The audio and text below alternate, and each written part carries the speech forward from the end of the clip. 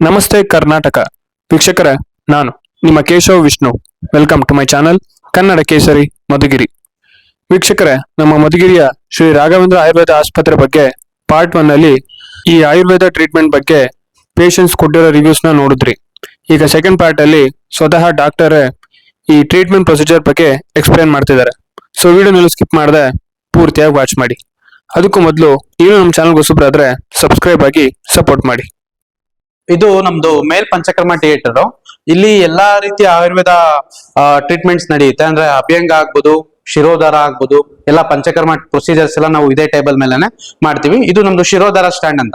ಯಾಕೆಂದ್ರೆ ಇದು ಶಿರೋಧಾರ ಸ್ಟ್ಯಾಂಡ್, ಇದರಲ್ಲಿ ನಾವು ಪೇಷಂಟ್ಗೆ ಸ್ಟ್ರೆಸ್ ರಿಲೀಫ್ ಆಗ್ಬೋದು, ಮೈಗ್ರೇನ್ ಆಗ್ಬೋದು, ಈ ಸಮಸ್ಯೆಗಳಿಗೆ ಇದರಲ್ಲಿ ನಾವು ಮೆಡಿಕೇಟೆಡ್ ಆಯಿಲ್ ಹಾಕ್ಬಿಟ್ಟು ಇದರಲ್ಲಿ ನಾವು ಟ್ರೀಟ್ಮೆಂಟ್ ಮಾಡ್ತೀವಿ. ಅದರಿಂದ ಅವ್ರಿಗೆ ಸ್ಟ್ರೆಸ್ ರಿಲೀಫ್ ಆಗ್ಬೋದು, ಅಥವಾ ಮೈಗ್ರೇನ್ ಆಗ್ಬೋದು, ಇದೆಲ್ಲ ಕೂಡ ರೆಡ್ಯೂಸ್ ಆಗುತ್ತೆ. ಆಲ್ಮೋಸ್ಟ್ ನಾವು ಈ ಆಸ್ಪತ್ರೆಯಲ್ಲಿ ಈ ಟೇಬಲ್ ಮೇಲೆ ಟ್ರೀಟ್ ಮಾಡಿರುವಂತ ಪ್ಯಾರಾಲಿಸಿಸ್ ಪೇಷಂಟ್ ಒಟ್ಟು 4 ಹಾಸ್ಪಿಟಲ್ ಓಪನ್ ಆದ ನಂತರ 4 ಜನ ಟ್ರೀಟ್ಮೆಂಟ್ ಮಾಡಿದ್ವಿ. 4 ಜನದಲ್ಲಿ 3 ಜನ ಬಂದಾಗ ವೀಲ್ ಚೇರ್ ಅಲ್ಲಿ ಬಂದಿದ್ರು. ಈಗ ನಡ್ಕೊಂಡು ಸುರಕ್ಷಿತವಾಗಿ ಮನೆಗೆ ಸೇಫ್ ಆಗಿ ಚೆನ್ನಾಗಿ ಹುಷಾರಾಗ್ಬಿಟ್ಟು ಹೋಗಿದ್ದಾರೆ. ಅವ್ರ ಹೆಸರೇನ್ ಡಾಕ್ಟರ್?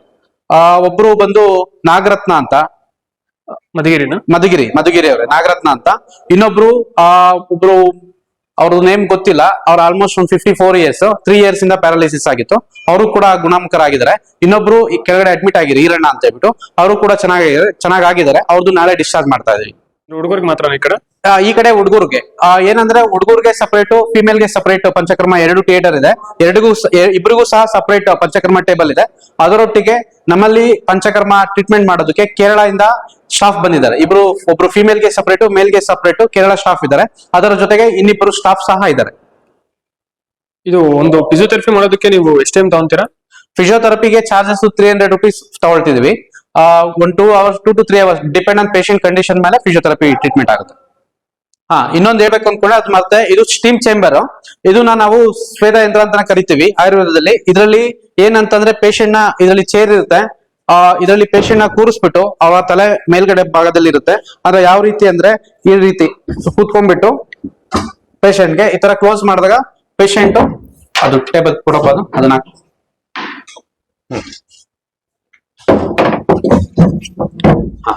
ಇದರಲ್ಲಿ ಸ್ಟೀಮ್ ಅಂತ ಅಂದ್ರೆ ಕನ್ನಡದಲ್ಲಿ ಹೇಳ್ಬೇಕು ಅಂದ್ರೆ ಇದನ್ನ ನಾವು ಟ್ರೀಟ್ಮೆಂಟ್ ಮಾಡ್ತೀವಿ. ಇದರಲ್ಲಿ ಬಿಸಿ ಶಾಖ ಬಂದ್ಬಿಟ್ಟು ಪೇಷಂಟ್ಗೆ ನೋವಾಗ್ಲಿ ಬೇರೆ ಇನ್ನೊಂದು ತೊಂದರೆಗಳಾಗ್ಲಿ ಎಲ್ಲ ಕಡಿಮೆ ಆಗುತ್ತೆ. ಪೇಷಂಟ್ ರಿಲೀಫ್ ಸಿಕ್ದಂಗ ಆಗುತ್ತೆ. ಇದರಲ್ಲಿ ನಾವು ಒಟ್ಟು ಒಂದು 20 ನಿಮಿಷ ಇದ್ರೊಳಗಡೆನೆ ಪೇಷಂಟ್ ನ ಕೂರಿಸ್ಬಿಟ್ಟು ಟ್ರೀಟ್ಮೆಂಟ್ ಮಾಡ್ತೀವಿ. ಡಾಕ್ಟರ್, ಪೇಷಂಟ್ಗೆ ಫಾರ್ ಎಕ್ಸಾಂಪಲ್ ಈಗ ಅಭ್ಯಂಗ ಆದ ನಂತರ, ಮಸಾಜ್ ಆದ ನಂತರ ಉಷ್ಣಾಂಶ ತುಂಬಾ ಜಾಸ್ತಿ ಅಂತ ಹೇಳ್ತಾರೆ. ಅದಾದ್ಮೇಲೆ ಪೇಷಂಟ್ಗೆ ತುಂಬಾ ಸಿವಿಯರ್ ಪೇನ್ ಇರೋದು, ಬಾಡಿ ಪೇನ್ ಆಗ್ಬೋದು. ಈಗ ನಾವು ಕಾಮನ್ ಆಗಿ ಹಳ್ಳಿ ಕಡೆ ಈ ಮುಂಚೆ ಉಪ್ಪಿನ ಕಾವು ಕೊಡೋದು, ಈ ತರ ನೋವುಗಳಿಗೆಲ್ಲ ತಗೊಳ್ತಿದ್ರಲ್ಲ, ಅದೇ ತರ ನಾವು ಕುಕ್ಕರ್ ಅಲ್ಲಿ ಏನೋ ಆಯುರ್ವೇದ ಮೆಡಿಸಿನ್ ಔಷಧಿಗಳನ್ನ ಇಟ್ಬಿಟ್ಟು ಅದರಿಂದ ನಾವು ಬಿಸಿ ಶಾಖ ಕೊಡ್ತೀವಿ. ಅದರಿಂದ ಏನಾಗುತ್ತೆ, ತುಂಬಾ ಬೆನಿಫಿಟ್, ಪೇಷಂಟ್ಗೆ ಒಳ್ಳೆ ರಿಸಲ್ಟ್ಸ್ ಬರುತ್ತೆ. Okay doctor.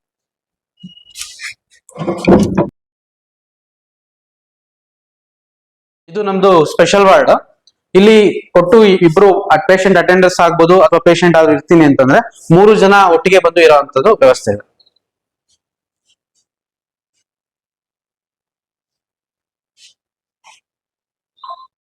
ಇದು ಸಪರೇಟ್ ಫಿಮೇಲ್ ಪಂಚಕರ್ಮ ಥಿಯೇಟರ್. ಈಗ ಆಲ್ರೆಡಿ ಪ್ರೊಸೀಜರ್ಸ್ ಆಗ್ತಿದೆ, ಆದ್ರಿಂದ ಒಳಗಡೆ ಎಂಟ್ರಿ ಮಾಡಕ್ ಆಗೋದಿಲ್ಲ. ಇದೇ ತರ ನಮ್ಮ ಮೇಲ್ ಪಂಚಕರ್ಮದಲ್ಲಿ ನೋಡ್ಬೋದು. ಅದೇ ತರನೇ ಫಿಮೇಲ್ ಪಂಚಕರ್ಮದಲ್ಲೂ ಸಹ ಇದೆ. ಇದು ಪುರುಷರದು, ಅದು ಮೇಲ್ ಎರಡಕ್ಕೂ ಸಪರೇಟ್ ಇದೆ. ಇದು ನಮ್ಮ ಹಾಸ್ಪಿಟ್ಲ್ ಪಂಚಕರ್ಮ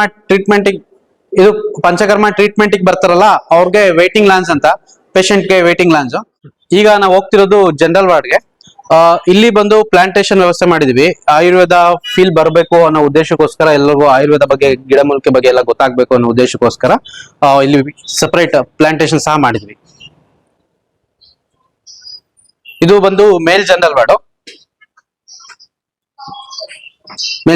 ಇಲ್ಲೊಬ್ರು ಪೇಷಂಟ್ ಇದ್ದಾರೆ. ಇವರು diagnosed with Parkinson disease. Almost 1 week ಇಂದ ಟ್ರೀಟ್ಮೆಂಟ್ ತಗೊಳ್ತಿದ್ದಾರೆ. ಅವ್ರಿಗೆ ಈಗ 10% ಗುಣಮುಖರಾಗಿದ್ದಾರೆ. ಪರವಾಗಿಲ್ಲ, ಮಾತಾಡ್ತಾರೆ. ಸ್ವಲ್ಪ ವಾಕ್ ಮಾಡೋದೆಲ್ಲ ಸ್ವಲ್ಪ ಡಿಫಿಕಲ್ಟ್ ಇದೆ. ಏನಾಗಿದೆ ಡಾಕ್ಟರ್ ಅವ್ರಿಗೆ ಪಾರ್ಕಿನ್ಸನ್ ಡಿಸೀಸ್ ಅಂತ ಹೇಳ್ತೀವಿ.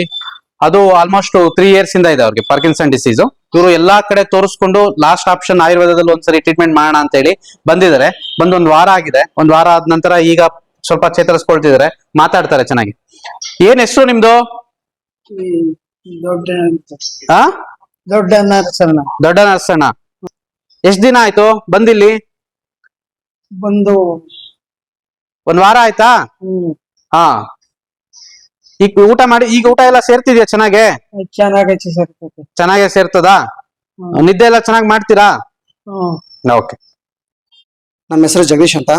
ನಾವು ಇಲ್ಲಿ ಪೇಷಂಟ್ ಇದ್ದಾರೆ, ದೊಡ್ಡ ನರಸಣ್ಣ ಅಂತ, ಅವ್ರ ಮಗ. ಇವರು ಪಾರ್ಕಿನ್ಸನ್ ನಲ್ಲಿ CBGD ಅಂತ MS ರಾಮಯ್ಯ ಹಾಸ್ಪಿಟಲ್, ಮಣಿಪಾಲು, ಸ್ಪರ್ಶ, ಅಪೋಲೋ, ವೈದೇಹಿ, ವಾಸವಿ ಹಾಗೂ ನಿಮ್ಮಾನ್ಸ್ ಬಹಳ ಕಡೆ ತೋರಿಸಿದ್ವಿ. ಆಲ್ಮೋಸ್ಟ್ ಅಲ್ಲಿ ಎಲ್ಲಾ ಕಡೆ ಇರುವಂತಹ ನ್ಯೂರೋ ಸರ್ಜನ್, ನ್ಯೂರಾಲಜಿಸ್ಟ್ ಕಡೆ ಎಲ್ಲಾ ಕಡೆ ತೋರಿಸಿದೀವಿ. ಅವ್ರು ಹೇಳೋದೇನು ಅಂದ್ರೆ ತಲೆಯಲ್ಲಿರುವಂತಹ, ಮೆದುಳಲ್ಲಿರುವಂತಹ ಸೆಲ್ಸ್ಗಳು ಡೆತ್ ಆಗಿದಾವೆ ಅಂತ ಹೇಳಿ ಇದ್ ಮಾಡಿದ್ದಾರೆ ಸರ್. ನಾವು ಎಲ್ಲಾ ರೀತಿಯ ಗೌರ್ಮೆಂಟ್ ಮೆಡಿಸಿನ್ ಅನ್ನು ಇದಾದ್ಮೇಲೆ ನಂತರ ಆಯುರ್ವೇದದಲ್ಲಿ ಒಂದ್ಸರಿ ಪ್ರಯತ್ನ ಪಡೋಣ, ಏನಾದ್ರೂ ಚೇತರಿಕೆ ಕಾಣುತ್ತೇನೋ ಅನ್ನೋ ಕಾರಣಕ್ಕೋಸ್ಕರ ಮಧುಗಿರಿಯಲ್ಲಿ ಹೊಸದಾಗಿ ಪ್ರಾರಂಭ ಆಗಿರುವಂತಹ ರಾಘವೇಂದ್ರ ಆಯುರ್ವೇದ ಹಾಸ್ಪಿಟಲ್ಗೆ ಲಾಸ್ಟ್ 10 days ಬ್ಯಾಕ್ ಇಲ್ಲಿ ಅಡ್ಮಿಟ್ ಮಾಡಿದ್ವಿ ಸರ್. ಈ ಲಾಸ್ಟ್ 10 days ಬ್ಯಾಕ್ ಅಲ್ಲಿ ಇಲ್ಲಿ ಅಡ್ಮಿಟ್ ಆದಂತಹ ಸಂದರ್ಭದಲ್ಲಿ ಇಲ್ಲಿರಂತಹ ಡಾಕ್ಟರ್ ಉಲ್ಲಾಸ್ MS ಸರ್ ಅವರು ತುಂಬಾ ಚೆನ್ನಾಗಿ ನಮ್ಗೆ ಫ್ರೆಂಡ್ಲಿ ಆಗಿ ನಗನಗ್ತಾ ಪೇಷಂಟ್ ಬೇಗ ರಿಕವರಿ ಆಗೋ ರೀತಿಯಲ್ಲಿ ಸ್ಪಂದಿಸಿದ್ರು. ಇಲ್ಲಿ ತುಂಬಾ ಒಳ್ಳೆ ವಾತಾವರಣ ಇದೆ. ಬೆಡ್ ಫೆಸಿಲಿಟಿ ಇರ್ಬೋದು, ಜನರಲ್ ವಾರ್ಡ್, ಫಿಮೇಲ್ ವಾರ್ಡ್ ಮತ್ತು ಸೆಮಿ ಸ್ಪೆಷಲ್ ವಾರ್ಡ್ಗಳು ಎಲ್ಲ ತುಂಬಾ ಚೆನ್ನಾಗಿದಾವೆ. ಇಲ್ಲಿ ಟ್ರೀಟ್ಮೆಂಟ್ ಅಷ್ಟೇನೆ, ಬೇರೆ ಎಲ್ಲದಕ್ಕಿಂತ ಆಯುರ್ವೇದ ಟ್ರೀಟ್ಮೆಂಟ್ ಒಂಥರ ಡಿಫ್ರೆಂಟ್ ಇದೆ.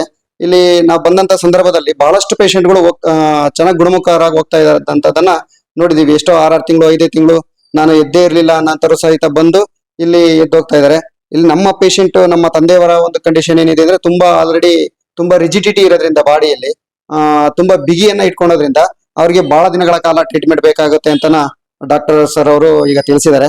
ಅದರ ಪ್ರಕಾರ ಅವ್ರಿಗೆ ಪ್ರತಿದಿನ ಸ್ಟೀಮ್ ಕೊಡೋದು, ಶಿರೋಧರ, ಈ ರೀತಿ ಎಲ್ಲ ಒಂದು ಟ್ರೀಟ್ಮೆಂಟ್ ಅನ್ನ ಕೊಟ್ಟು ಈಗ ಪರವಾಗಿಲ್ಲ, ಒಂದು 10% ಚೇತರಿಸ್ಕೊಂಡಿದ್ದಾರೆ. ಅವ್ರಿಗೆ ತುಂಬಾ ಗುಣಮುಖ ಆಗಬೇಕು ಅಂದ್ರೆ ಅದೇ ಹೆಚ್ಚು ಇದು ದೀರ್ಘಕಾಲಿಕ ಕ್ರೋನಿಕ್ ಡಿಸೀಸ್ ಆಗಿರೋದ್ರಿಂದ ನಾವಿಲ್ಲಿ ಹೆಚ್ಚು ದಿನಗಳ ಕಾಲ ಇದ್ದಷ್ಟು ಇದ್ರೆ ಅನುಕೂಲ ಆಗುತ್ತೆ. ಈ ಒಂದು ಮಧುಗಿರಿ ಗ್ರಾಮೀಣ ಭಾಗಕ್ಕೆ ಆಯುರ್ವೇದ ಹಾಸ್ಪಿಟಲ್ ತುಂಬಾ ಅವಶ್ಯಕತೆ ಇತ್ತು. ಏಕೆಂದ್ರೆ ಆಯುರ್ವೇದ ಹಾಸ್ಪಿಟಲ್ ಬೇಕು ಅಂದ್ರೆ ನಾವು ಮತ್ತೆ ತಕ್ಷಣ ತುಮಕೂರ್ಗೆ ಹೋಗ್ಬೇಕಾಗಿತ್ತು, ಇಲ್ಲ ಹೊರಗಡೆ ಹೋಗ್ಬೇಕಾಗಿತ್ತು.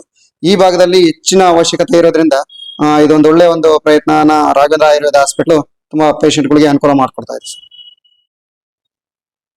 ಇದು ಮೇಲ್ ಜನರಲ್ ವಾರ್ಡ್. ಅದೇ ತರ ಇದು ಕೂಡ ಒಂದು ಫಿಮೇಲ್ ವಾರ್ಡ್ ಸಹ ಸಪರೇಟ್ ಇದೆ. ಇಲ್ಲೂ ಕೂಡ ಒಟ್ಟು ನಾವು 25ರಿಂದ 30 ಪೇಷಂಟ್ ಒಟ್ಟಿಗೆ ಇರಬಹುದು. ಎಲ್ಲಾ ಪೇಷಂಟ್ ಗಳಿಗೂ ಸಹ ಇಂಡಿವಿಜುವಲಿ ಫೀಲ್ ಆಗ್ಬೇಕು ಅಂತ ಅವ್ರಿಗೂ ಸಹ ಬೆಡ್ ಗಳ ವೈಸು ಎಲ್ಲಾರ್ಗು ಕರ್ಟನ್ ಹಾಕ್ಬಿಟ್ಟು ಡಿವೈಡ್ ಮಾಡಿದ್ವಿ.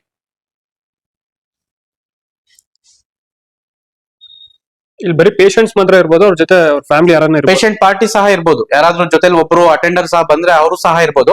ಇದೇ ತರ ಪೇಷಂಟ್ ಎಲ್ಲರಿಗೂ ಸಹ ಊಟದ ವ್ಯವಸ್ಥೆ ಅಂದ್ರೆ ಕ್ಯಾಂಟೀನ್ ಸಹ ನಮ್ಮ ಹಾಸ್ಪಿಟಲ್ ಅಲ್ಲಿ ಲಭ್ಯವಿದೆ. ಕ್ಯಾಂಟೀನ್ ಹೋಗೋದಕ್ಕಾಗ್ಲಿ ಅಥವಾ ವಾರ್ಡ್ ಗಳಿಗೆ ಹೋಗೋದಕ್ಕಾಗ್ಲಿ ಬರೀ ಮೆಟ್ಲುಗಳು ಹತ್ಕೊಂಡೇ ಬರ್ಬೇಕು ಅಂತಲ್ಲ, ಲಿಫ್ಟ್ ಫೆಸಿಲಿಟಿ ಸಹ ಪ್ರತಿ ಪೇಷಂಟ್ಗೂ ಲಿಫ್ಟ್ ಫೆಸಿಲಿಟಿ ಸಹ ಇದೆ.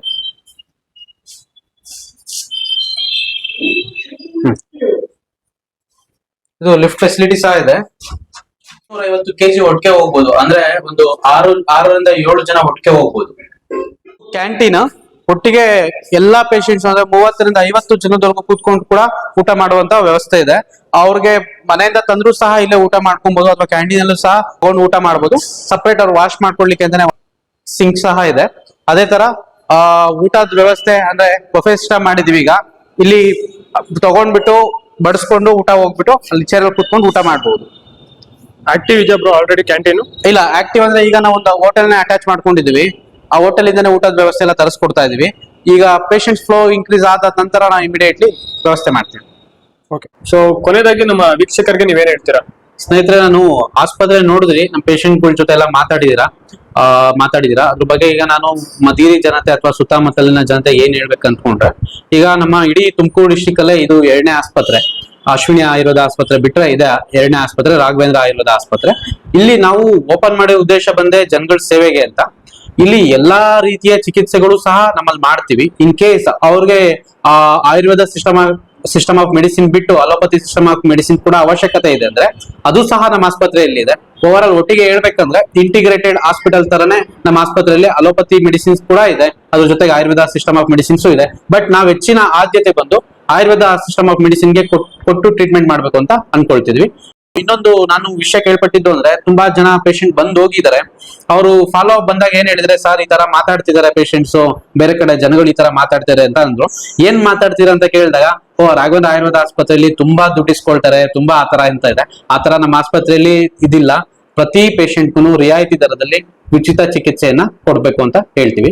ಮತ್ತೆ ಇನ್ನೊಂದೇನಂದ್ರೆ, ಈ ಯಾರು ಬಂದು ಈ ಇಮಿಡಿಯೇಟ್ ಈ ತರ ತೊಂದರೆ ಇದೆ ಅಂತ ಹೇಳಿ ಬಂದು ಚಿಕಿತ್ಸೆ ತಗೊಳ್ತಾರೆ ಅಂತವ್ರಿಗೆ ಬೆಡ್ ಫ್ರೀ ವ್ಯವಸ್ಥೆ ಸಹ ಮಾಡಿದ್ವಿ. ಬೆಡ್ ಚಾರ್ಜಸ್ ಇರೋದಿಲ್ಲ. ಆಮೇಲೆ ಇನ್ನೊಂದು ಏನಂದ್ರೆ, ಮಧುಗಿರಿಯಲ್ಲಿ ಫಿಸಿಯೋಥೆರಪಿ ವ್ಯವಸ್ಥೆ ಇರ್ಲಿಲ್ಲ. ಒಂದು ಗೌರ್ಮೆಂಟ್ ಆಸ್ಪತ್ರೆಯಲ್ಲಿ ಬಿಟ್ರೆ ಇಲ್ಲೂ ಫಿಸಿಯೋಥೆರಪಿ ವ್ಯವಸ್ಥೆ ಇರಲಿಲ್ಲ. ನಮ್ಮ ಆಸ್ಪತ್ರೆಯಲ್ಲಿ ಈಗ ಫಿಸಿಯೋಥೆರಪಿ ವ್ಯವಸ್ಥೆ ಸಹ ಮಾಡಿದ್ವಿ. ಅದ್ರ ಜೊತೆಗೆ ಲ್ಯಾಬ್ ಆಗ್ಬೋದು, ಎಕ್ಸ್ರೇ ಆಗ್ಬೋದು, USG ಆಗ್ಬೋದು, ಸ್ಕ್ಯಾನಿಂಗ್, ಇದೆಲ್ಲ ಕೂಡ ನಮ್ಮ ಆಸ್ಪತ್ರೆಯಲ್ಲಿ ಲಭ್ಯ ಇದೆ. ಮತ್ತೆ ಆಸ್ಪತ್ರೆಯಲ್ಲಿ ಆಪರೇಷನ್ಗಳ ವ್ಯವಸ್ಥೆ ಸಹ ನಮ್ಮಲ್ಲಿದೆ. ಎಲ್ಲಾ ತರ ಸರ್ಜರೀಸ್ ಕೂಡ ನಮ್ಮ ಆಸ್ಪತ್ರೆಯಲ್ಲಿ ಲಭ್ಯವಿದೆ. ಈಗ ನಾನೇ ಇಲ್ಲಿಗೆ ಬಂದ ನಂತರ ಸುಮಾರು 15ರಿಂದ 20 ಮೂಲವ್ಯಾಧಿ ಅಂದ್ರೆ ಪೈಲ್ಸ್, ಫಿಸ್ತುಲಾ ಆಗ್ಬೋದು, ಈ ಸಮಸ್ಯೆಗಳಿಗೆ ನಾನೇ 15ರಿಂದ 20 ಆಪರೇಷನ್ಸ್ ಕೂಡ ಸಹ ಮಾಡಿದ್ದೀನಿ. ಅದು ರಿಯಾಯಿತಿ ದರದಲ್ಲಿ, ಕಡಿಮೆ ವೆಚ್ಚದಲ್ಲಿ ಆಸ್ಪತ್ರೆಯಲ್ಲಿ ಮಾಡಿದ್ವಿ. ಮುಂದಿನ ದಿನಗಳಲ್ಲಿ ನಾವು 2 ತಿಂಗಳು ಕ್ಯಾಂಪ್ ಸಹ ಮಾಡ್ಬೇಕು ಅಂತ ಅನ್ಕೊಂಡಿದ್ವಿ. ಅದು ಪೈಲ್ಸ್ ಫಿಸ್ತುಲಾ ಕ್ಯಾಂಪ್. ಅದರಲ್ಲಿ ಸಹ ರಿಯಾಯಿತಿ ದರದಲ್ಲಿ, ಅಂದ್ರೆ ಆಪರೇಷನ್ಗೆಲ್ಲ ಇನ್ಕ್ಲೂಡಿಂಗ್ ಮೆಡಿಸಿನ್ ಚಾರ್ಜಸ್ ಎಲ್ಲ ಸೇರಿ 15ರಿಂದ 20 ಸಾವಿರದ ಒಳಗಡೆ ಆಪರೇಷನ್ ಮಾಡಬೇಕು ಅನ್ನೋ ವ್ಯವಸ್ಥೆ ಸಹ ಮಾಡ್ತಾ ಇದ್ವಿ. ಯಾವಾಗ ಡಾಕ್ಟರ್? ಮುಂದಿನ ತಿಂಗಳು, ಮೋಸ್ಟ್ ಪ್ರಾಬಬ್ಲಿ ಸೆಪ್ಟೆಂಬರ್ ತಿಂಗಳಲ್ಲಿ ಮಾಡ್ಬೇಕು ಅಂತ ಇದ್ವಿ. ಓಕೆ ಡಾಕ್ಟರ್, ಒಳ್ಳೇದಾಗ್ಲಿ. ಪೇಷಂಟ್ಸ್ ಎಲ್ಲ ಇದೇ ತರ ಬರ್ತಿರ್ಲಿ. ನಮ್ಮ ಮಧುಗಿರಿ ಜನರು ಕೂಡ ಆದಷ್ಟು ಈ ಒಂದು ಉಪಯೋಗಿಸ್ಕೊಂಡ್ಲಿ ಫಿಸಿಯೋಥೆರಪಿ ಅವನ್ನೆಲ್ಲ ಅಂತ ಕೇಳ್ಕೊಂತ. Thank you doctor. ನಮಸ್ಕಾರ. Thank you so much. Thank you. So ನೋಡಿದ್ರಲ್ಲ ವೀಕ್ಷಕರ, ಇದು ಇವತ್ತಿನ ವಿಡಿಯೋ ನಿಮ್ಗೆ ಇಷ್ಟ ಆಗಿದ್ರೆ ಲೈಕ್ ಮಾಡಿ, ಹಾಗೆ ನಿಮ್ಮ ಫ್ರೆಂಡ್ಸ್ ಅಂಡ್ ಫ್ಯಾಮಿಲಿಗೆ ಶೇರ್ ಮಾಡಿ. ಇನ್ನು ನಮ್ಮ ಚಾನಲ್ ಹೊಸಬ್ರಾದ್ರೆ ಸಬ್ಸ್ಕ್ರೈಬ್ ಆಗಿ ಸಪೋರ್ಟ್ ಮಾಡಿ. ನೆಕ್ಸ್ಟ್ ವಿಡಿಯೋ ಸಿಗ್ತೀನಿ. Thank you.